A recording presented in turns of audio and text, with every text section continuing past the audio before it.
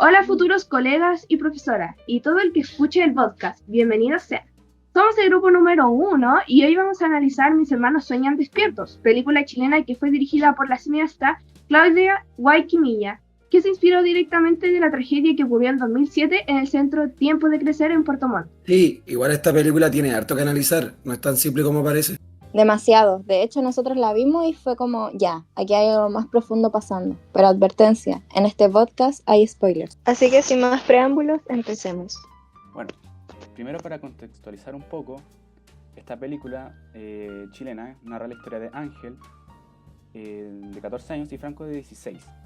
Dos hermanos adolescentes que viven en un centro de detención juvenil mientras esperan resolución judicial sobre su paradero y los cuidados de la madre. Durante el encierro intentan mantener la esperanza de recuperar su libertad y cumplir sus sueños. Bueno, la película muestra las difíciles condiciones que enfrentan los jóvenes dentro de la institución, así como los lazos de amistad y apoyos que construyen entre ellos, pero también las amenazas que se encuentran latentes. Cuando la espera se vuelve cada vez más frustrante respecto al paradero judicial, del contexto social en el que se encuentran, surge la idea de realizar una rebelión para escapar y cambiar su situación. A través de esta historia, la película reflexiona sobre el abandono, la desigualdad social y obviamente las fallas del sistema de protección de la infancia en Chile, destacando la importancia de la esperanza y la búsqueda de un futuro mejor que parece inexistente. Lamentablemente, esta historia tiene un final triste, el cual concluye en un incendio que quema vivos a estos jóvenes dentro del mismo centro. Esta tragedia final funciona como una cruda metáfora del abandono sistemático, la poca vigencia de los protocolos y la falta de empatía del personal y encierro como única respuesta que muestra al centro como una trampa mortal más que como un lugar de protección. Así, la película finaliza con un eco de realidad desgarrador y que apela al espectador, transformando este drama de Ángel y Franco en una denuncia urgente sobre la deshumanización de la infancia vulnerable en Chile. Un sistema donde para muchos jóvenes la libertad solo llega cuando ya es demasiado tarde. Claro, pero más que la historia en sí, yo creo que lo importante es lo que muestra detrás en esta inspiración que menciona la Maya, ya que tal como se expone en la película, ocurrió algo similar en la realidad. En el centro de Puerto Montt se desató un motín, en donde un grupo de adolescentes protestaba por las precarias condiciones del lugar, los malos tratos y la desesperación del encierro. Como medida de presión, los jóvenes encendieron colchonetas, lo que en lugar de dar respuestas a sus demandas, la situación se derivó a una masacre. Debido al pánico o a una evidente negligencia criminal, los gendarmes y guardias no abrieron los candados de las celdas a tiempo. Como desenlace, 10 jóvenes entre 14 y 17 años murieron calcinados o asfixiados en el lugar, porque quedaron atrapados bajo llave en el recinto mientras todo se quemaba. Sí, ahí se ve como el contexto social igual influye caleta, porque no es algo que pasa aislado, sino la misma cineasta también se inspiró por múltiples casos que ocurrieron fuera de esa noticia, ya que después de haber hecho la película Mala Junta, pasó por varios centros del Sename, exhibiéndose y ahí al hablar con los propios jóvenes y adolescentes se dio cuenta de que la realidad no era aislada como ya mencioné, sino que se repetía a lo largo del país. Y eso nos llevó a identificar un fenómeno central, que sería la violencia institucional. Tal como lo plantea la psicología de la liberación de Ignacio Martín Baro, este fenómeno no es solo un maltrato físico, sino un mecanismo de poder que busca instaurar un modelo de comprensión individualista para despolitizar los problemas sociales. La institución oculta sus estructuras de dominación bajo un discurso de protección, culpando a los jóvenes de su situación e invisibilizando la opresión estructural que los mantiene encerrados. Por lo tanto, esto ya no es netamente culpa de los protagonistas, sino más bien es el conjunto de factores que determinan la posición en la cual se encuentran y se justifica esto de manera en que se invisibilizan todos los otros factores, los cuales podrían ser como la educación a la cual ellos acceden, infancias vulneradas, abusos de diferentes tipos y múltiples que deben enfrentar, sector en el cual ellos residían antes de llegar al Centro de Internación Provisoria o CIP, o inclusive su calidad de vida. Se ignoran las causas de por qué los jóvenes llegaron allí y se encargan más de señalarlos y estigmatizar. Hay profesionales que no entran en esta actividad, pero estos lamentablemente son mínimos. Exacto. Por ejemplo, en la escena donde el abogado conversa con Ángel sobre su caso y se enfoca puramente en los trámites y el delito, ignorando por completo el historial de abandono familiar y social de los hermanos. Ahí se ve clarísimo cómo el sistema judicial opera de manera mecánica, etiquetando al joven por su falta actual en lugar de atender las causas que lo llevaron al encierro. Sí, ahí es donde uno dice, como ya, esto no es casualidad. Bourdieu nos habla del concepto de campo, en el que tanto sujetos como instituciones interactúan en un espacio social, con la intención de alcanzar recursos, reconocimiento y poder. En este campo, las personas no tienen las mismas oportunidades, ya que esto depende del tipo de capital que poseen las personas.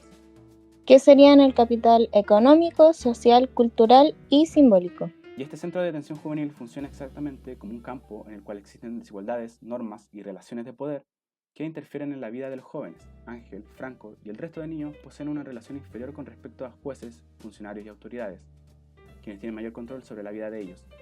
Además, estos niños carecen de recursos económicos, sociales y culturales como para poder realizar algún cambio dentro del centro. Esta perspectiva también nos permite darnos cuenta de que estos niños no sufren únicamente por el resultado de sus decisiones, sino que también por la posición desigual con respecto a la institución. Este autor también nos habla sobre el concepto habitus, el cual hace referencia a un sistema de disposiciones incorporadas históricamente. De igual manera, este sistema orienta tanto prácticas como perspectivas, es decir, son formas de pensar, actuar y percibir que las personas entienden e integran con el tiempo, para luego aplicarlas sin cuestionarse y de manera automática. Esto lo podemos ver claramente en el actuar de los funcionarios al momento de ejercer control de forma autoritaria y hasta violenta, en donde los jóvenes obedecen, se adaptan y responden bajo esta misma lógica. Nadie se detiene a cuestionar esto. Y eso calza perfecto, como cuando el personaje Ángel se pone de pie automáticamente frente a la pared y estira los brazos para ser registrado por los guardias durante la requisa de dormitorio. Él no protesta, no pregunta por qué lo revisan, simplemente ejecuta la acción corporal que el sistema le impuso que debía ser correcta. Pero igual no es la única forma de verlo, porque desde Elizabeth Lira cambia un poco. Ella plantea que la violencia política y la represión institucional dejan marcas tanto psíquicas como sociales. Aquí entra el concepto de miedo social que funciona como una herramienta política de dominación. Este miedo busca silenciar a las víctimas y generar una amenaza colectiva, que paraliza cualquier intento de resistencia o cambio dentro del centro carcelario que se menciona y es importante en la historia. Claro, ahí enfocándonos en el concepto de amenaza colectiva, la incertidumbre del juicio que nos llega a generar un estado de alerta constante que destruye la salud mental de Ángel y Franco. Y eso también explica mejor cómo lo social influye en lo individual. A mí me hizo más sentido con Med, porque este autor nos habla sobre cómo se es vivir este sistema día a día, explicando cómo en la interacción se construyen significados y por lo consiguiente la realidad social.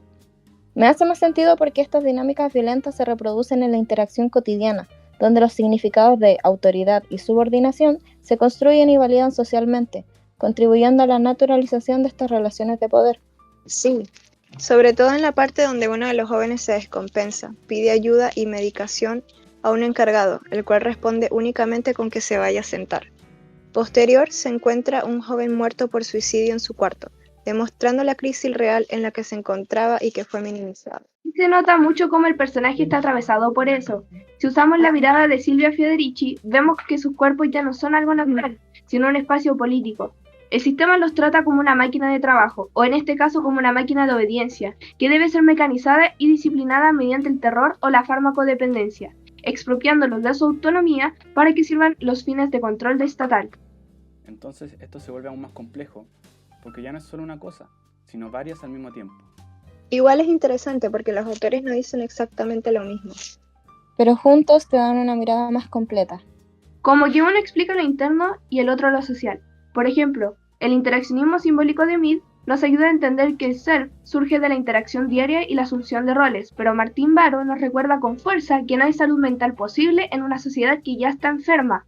Por eso, la verdadera liberación de estos hermanos no es solo un proceso interno, sino una transformación de la realidad social que los oprime.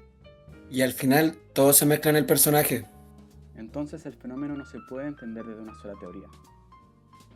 Si lo llevamos a Chile hoy, esto sigue pasando igual, no es algo lejano. Sí, por ejemplo en temas como los cuales vemos en clase con la profesora, cómo lo serían sus pacientes de la milicia que reportan abusos y maltratos provenientes de sus superiores, lo cual es sumamente naturalizado dentro de estas instituciones, demostrando su componente jerárquico con el cual funcionan.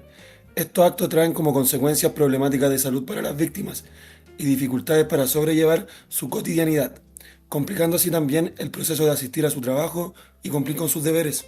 Este fenómeno es importante de mirar debido a que se encuentra presente en más estructuras de las que creemos, como lo serían los Carabineros de Chile, los cuales son participantes de uso excesivo de fuerza, abuso de detenciones, casos que se hicieron visibles en el estallido social.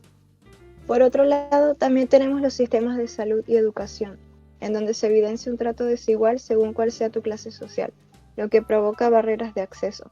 Al estar tan naturalizados se justifican estos actos logrando hacerlos pasar de manera desapercibida e ignorando las consecuencias sociales que esto trae. Entonces la película igual funciona como un reflejo de la realidad, ya que evidencia una estructura que funciona fuertemente relacionada con el fenómeno escogido. Además, recordemos que esta está basada en hechos reales. Cabe destacar el papel de la profesora dentro de la historia, el cual no es menor, ya que esta es la única figura que realmente escucha a los jóvenes, demuestra empatía y cercanía, no los reduce a delincuentes. Esto es relevante porque ella no reproduce la lógica de control, sino de comprensión. No se limita a cumplir su rol técnico, se involucra con la realidad de los jóvenes y reconoce la desigualdad estructural que viven. Representa una figura de resistencia dentro del contexto de violencia institucional. Su actuar evidencia la relevancia del compromiso social y la vocación, algo que como futuros profesionales de la salud deberíamos tener sumamente presentes y tomar como ejemplo, porque no reproduce el sistema automáticamente, sino que genera vínculos más humanos, decidiendo sobre su propio actuar y fomentando el pensamiento crítico. Y eso es lo que lo hace tan potente. En resumen, no es una película tan simple de ver, ya que tiene muchos componentes sociales que pueden ser analizados. También se muestran múltiples fenómenos sociales presentes en la película que se ven reflejados en la estructura de la sociedad chilena. Y como ya pudieron notar, esta película se puede analizar desde distintos autores, junto a sus perspectivas, teorías, como la de Bourdieu, Mead, entre otros. Lo que lo hace mucho más interesante y profundo. Si aplicamos estas teorías a la sociedad actual y vemos estas falencias, no como un aporte, sino como una forma de violencia estructural que nos determina en el actuar de nosotros, como psicólogos en formación y como chilenos en el diario vivir. Así que eso, gracias por vernos, estamos disponibles ahora en Spotify y Apple Music. Síganos en nuestras cuentas oficiales en YouTube como APA8 y obviamente en Instagram como Podcast Pibel. Muchas gracias.